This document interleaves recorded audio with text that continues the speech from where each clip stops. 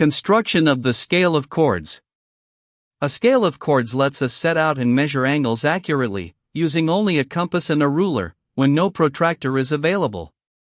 Let us construct it, step by step. Begin by drawing a horizontal line. This line will carry the scale. Mark a point on the line, towards the left, and label it A.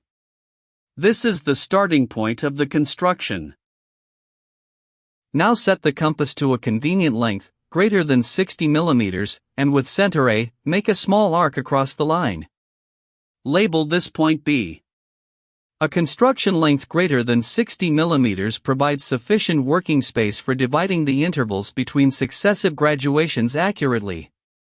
This improves the precision when constructing intermediate angles, such as 67, 73, or 58 degrees. Next, we construct a perpendicular at A. With a convenient compass radius and center A, draw an arc that cuts the baseline at point 1, sweeping round to the left of A. Keep the same radius. With center 1, make an arc cutting the first arc at point 2. With center 2, make another arc, cutting the first arc at point 3. Now, with center 3, draw a short arc above A. And with center 2, cut that arc at point V. Draw a straight line from A, passing through V, and extend it upwards. This is the perpendicular at point A. With center A and radius AB, swing an arc from B up to the perpendicular, and label the intersection C. This quadrant, from B to C, will carry all 90 degrees of the scale. To divide the quadrant into 3 equal sectors, we use the 60-degree set square, together with the aim ruler.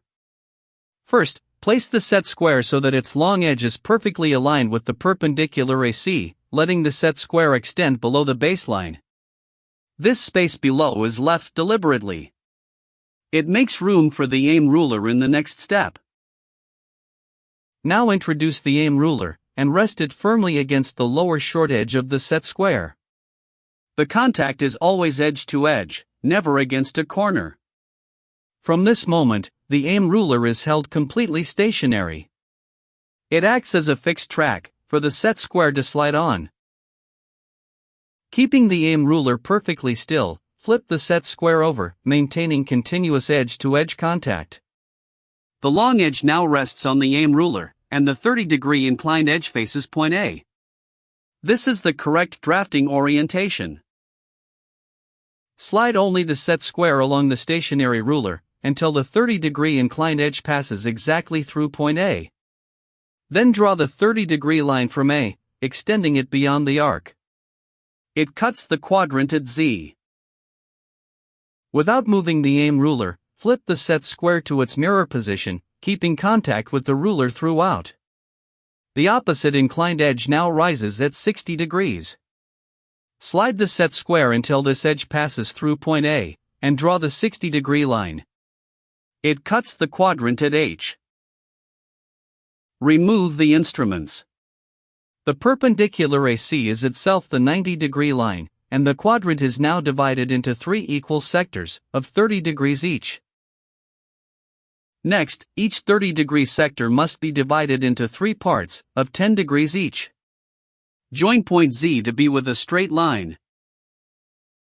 From Z, draw a light line, ZX, at a convenient angle away from the line ZB.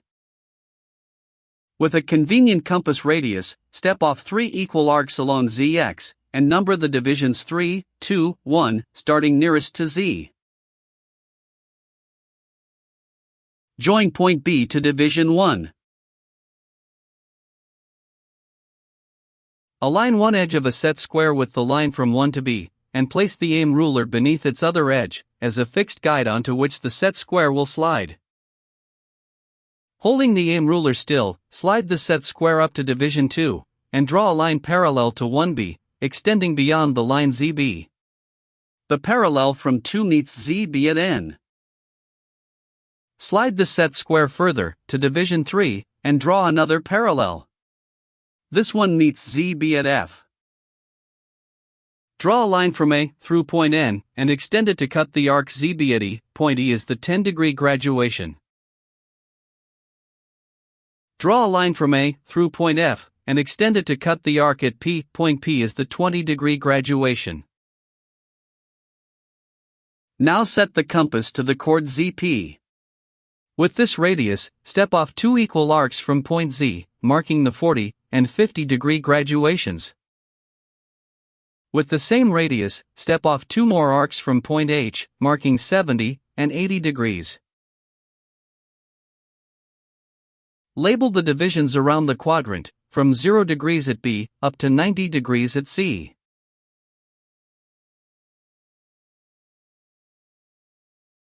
Now the chords are transferred to the baseline. Using the 0-degree point as center, and the distance to each graduation as radius, swing arcs from 10 up to 50 degrees, down onto the baseline. Continue with the larger chords, swinging 60, 70, 80, and 90 degrees down onto the baseline. Notice that the 60-degree chord is equal to the radius, and lands exactly on point A.